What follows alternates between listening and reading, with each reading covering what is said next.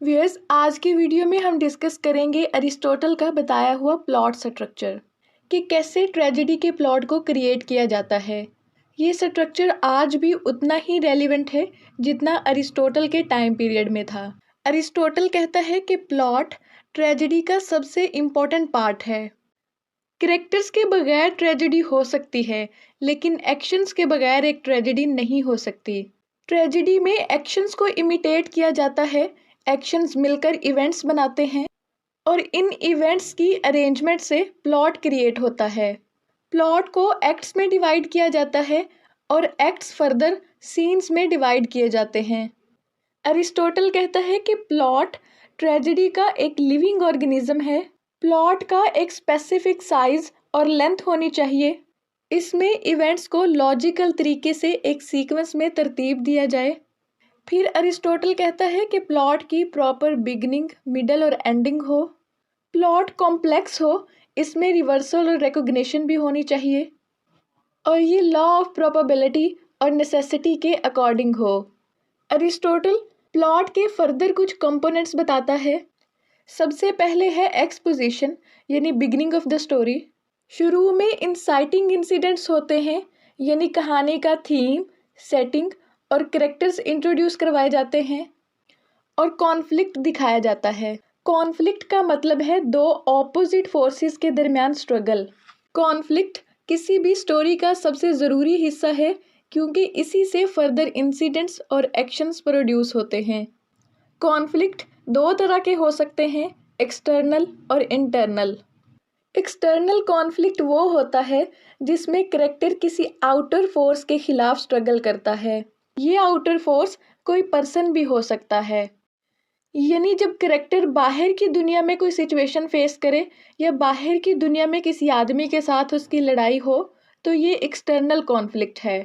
मिसाल के तौर पर जॉर्ज ऑरवेल का नावल 1984, जिसमें नॉवल का protagonist Winston Smith external conflicts face करता है। इस नॉवल में एक डिस्टोपियन सोसाइटी क्रिएट की गई है जहां स्मिथ रहता है और वो इस सोसाइटी की ऑप्रेसिव गवर्नमेंट को फेस करता है जो इंडिविजुअल फ्रीडम को कंट्रोल करने की कोशिश कर रही थी।